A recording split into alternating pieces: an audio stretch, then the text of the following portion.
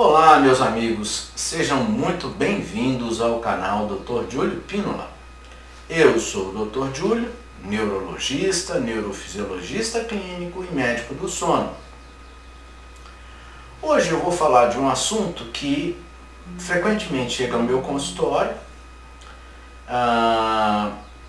vindo por parte de adultos e crianças, que é o autismo. O autismo é uma condição genética, 90% relacionado a alterações genéticas. Muitos pais me perguntam, e isso é transmitido por quem? Por eu, pai, ou por ela, mãe?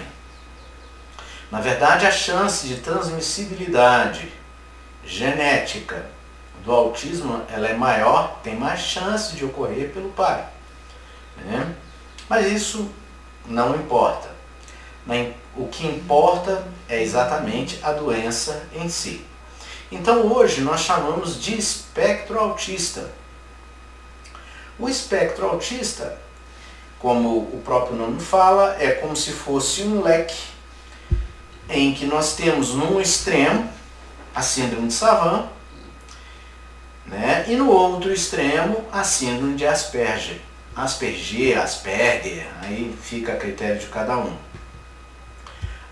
De tal modo que na síndrome de Savant nós temos um paciente com uma grande capacidade de memorização e de cálculos matemáticos, mas com uma grande dificuldade de relacionamento social, de entrosamento social e de vida social até.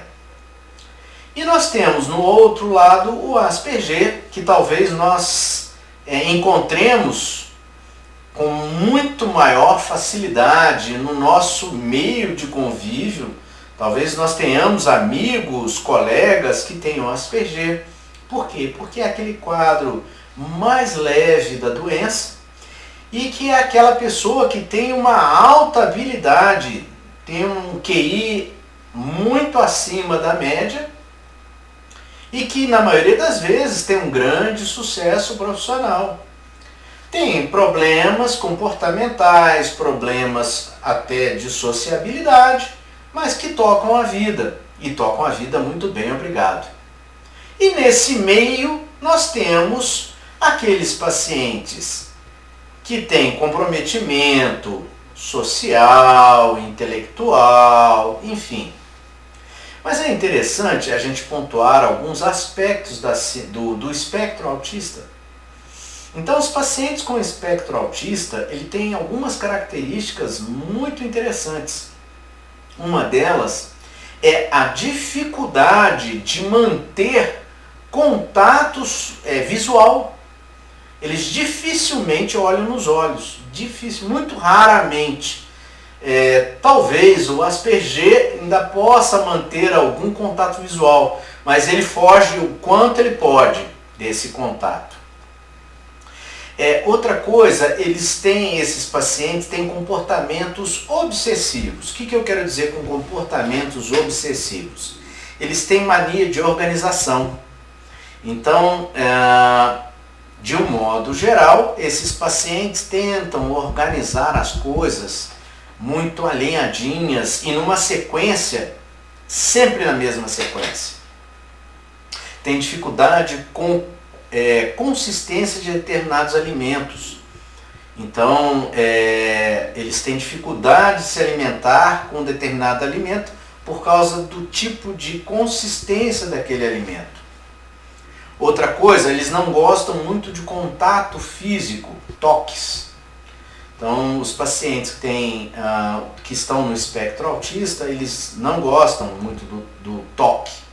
Eles não são muito carinhosos, eles são mais introspectivos, ficam mais isolados.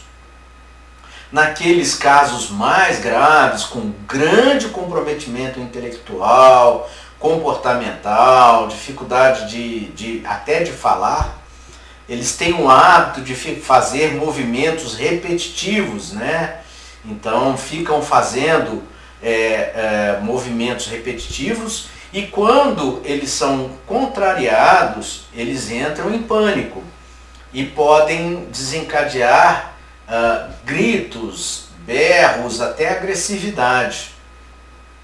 Esses pacientes no espectro autista também eles têm um problema de comportamento social. Então eles sempre ficam isolados. São aqueles meninos que não conseguem fazer amizade com ninguém, fica lá no cantinho dele, normalmente brincando com os brinquedos dele, não deixam ninguém chegar perto desses brinquedos. E se tentarem chegar e tomar esse brinquedo, eles ficam até muito agressivos. Também tem uma fonofobia muito grande. O que vem a ser isso? O barulho os incomoda absurdamente. Então, não é raro você ver um menino que está numa sala de aula, lá no cantinho dele, e a turma, os meninos conversando, ele põe a mão nos ouvidos para não ouvir aquele barulho. Porque aquilo não só o incomoda, como o irrita muito. Então esses são apenas alguns dos sintomas dos pacientes autistas. Essa é uma doença que nós temos dificuldade de diagnosticar através de exames. Mas tem um exame que nos ajuda muito, que é o P300. O P300 ele pode dar indícios de autismo e que se caracteriza por um aumento do tempo de resposta, por uma latência prolongada e por uma amplitude das ondas muito baixas. Então, um exame que nós podemos realizar é exatamente o P300. Agora, essas crianças, e eu vou me concentrar um pouco mais nas crianças, porque a maior procura no meu consultório é de crianças. Essas crianças, elas precisam de amparo. E a gente precisa de dar um suporte psicopedagógico, psicoterápico. A gente tem que às vezes entrar com medicação, no sentido de diminuir a agressividade, de melhorar o sono. O sono é uma coisa que é pouquíssimo estudado nesses pacientes autistas. Precisariam de sair mais estudos nesse sentido. É muito importante a ecoterapia, né, que é a terapia com a criança lidando com cavalos. A gente fala dos cavalos, mas na verdade é qualquer animal doméstico. É muito interessante para esses pacientes autistas para aprenderem a lidar, né? Os animais nos ensinam muito. Hidroterapia, terapia ocupacional.